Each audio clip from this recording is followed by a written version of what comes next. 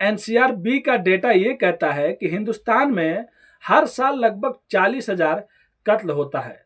कोई दुश्मनी में कत्ल हो जाता है तो कोई लालच में आके, और कुछ बेवजह भी कत्ल ऐसे होते हैं। तो आज की जो कहानी मैं आप लोग को सुनाने और बताने जा रहा हूँ, इसमें जो कत्ल होता है, एक कातिल को एक कत्ल करना होता है, लेकिन उस कत्ल से पहले उसे एक और कत्ल करना होता है जिससे कोई दुश्मनी नहीं हो, उससे कुछ बेवजह उससे कोई झगड़ा नहीं रहता है, फिर भी उसका वो कत्ल करता है। और कत्ल करने के बाद ये सोचता है कि उसके मुर्दे से वो दूसरे वाले का कत्ल कराएगा। आखिर में ऐसे कैसे हो सकता है, लेकिन ऐसा सच में होता है।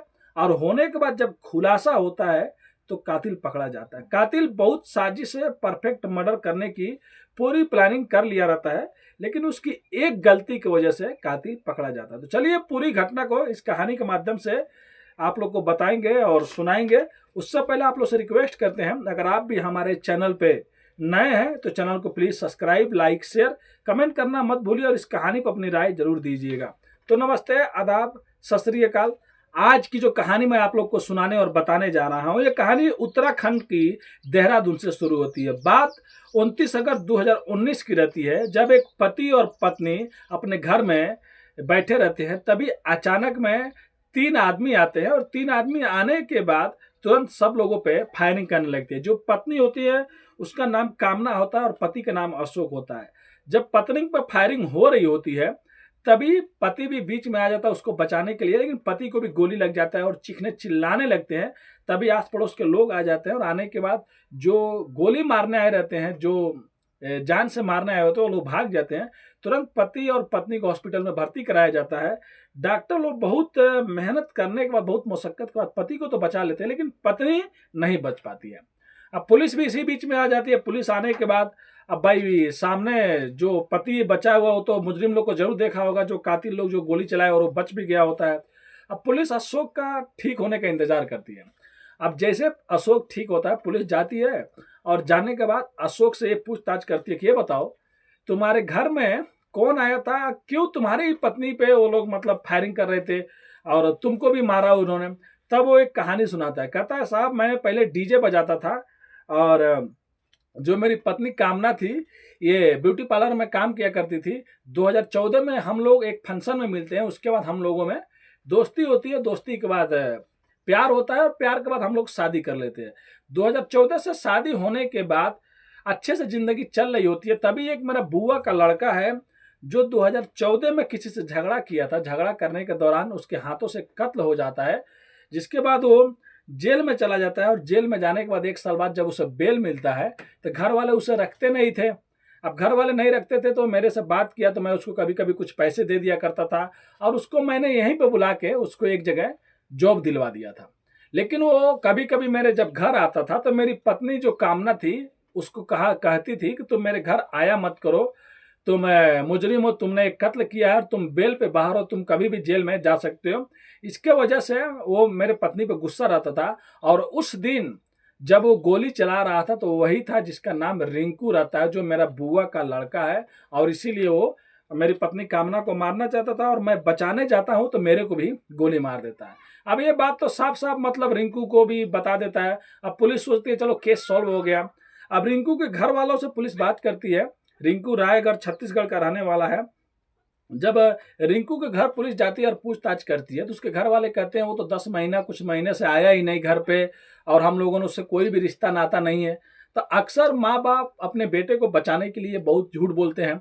तो पुलिस जो पटीदार रहते हैं, जो पड़ोसी होते हैं, उनसे भी पूछताछ करती है। जब पुलिस उनसे पूछताछ करती है तो पड़ोसी भी कहते हैं कि हाँ सही बात है, रिंकू कभी घर आया ही नहीं आज 1 साल से, और देखे भी नहीं हम लोग जब से वो एक कत्ल किया था। अब पुलिस जाती है, पुलिस जाने के बाद और भी लोगों से पूछताछ करती है। फिर बाद में कहती है कि कामना और अशोक का मतलब इन लोगों का कॉल डिटेल निकालती है। कॉल डिटेल निकालने के बाद देखती है कि कौन किससे बात कर रहा है, कौन किससे बात नहीं कर रहा है।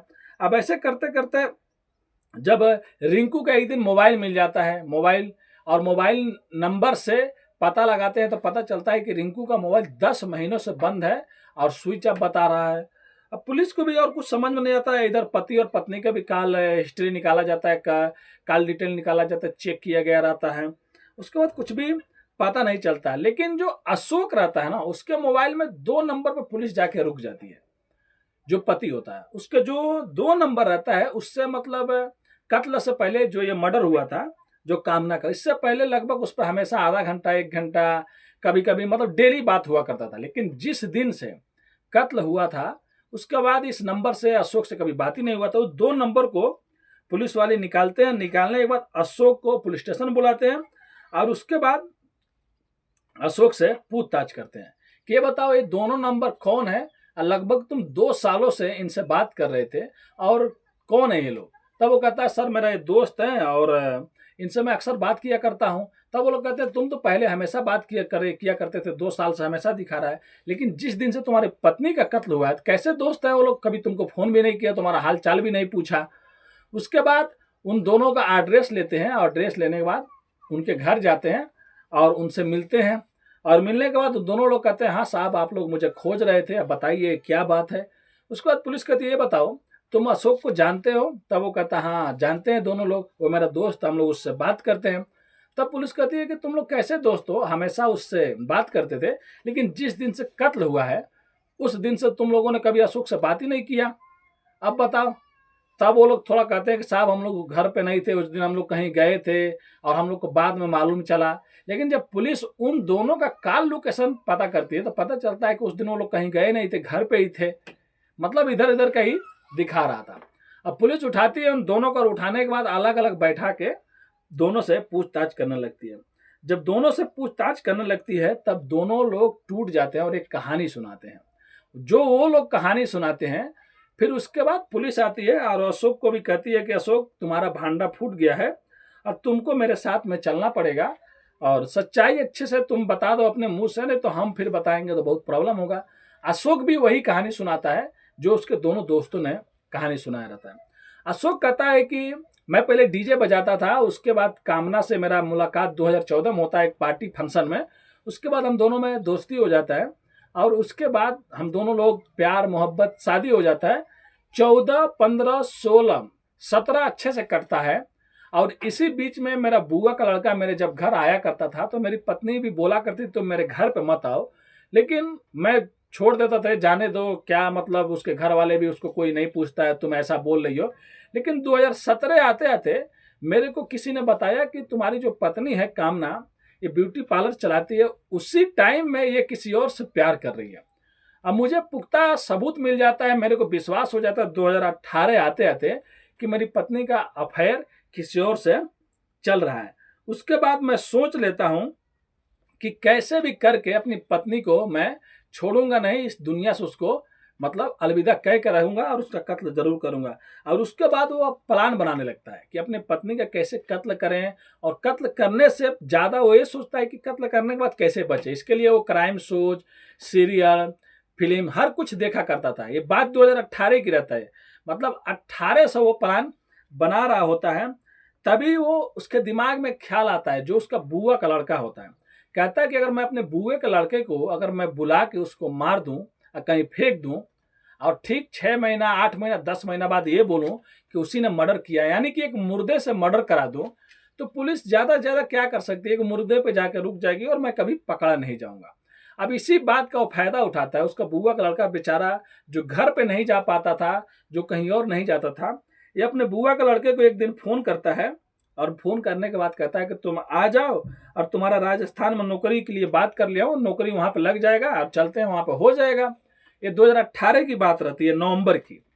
अब जो बुआ का लड़का रिंकू होता है वो आ जाता है, आने के बाद ये अशोक रहता है और इसके बुआ का लड़का रहता है, तो इस पर विश्वास भी करता था। और उसी दिन अशोक का हैप्पी बर्थडे भी रहता था, हैप्पी बर्थडे मनाते हैं और कार से लोग राजस्थान निकल जाते हैं।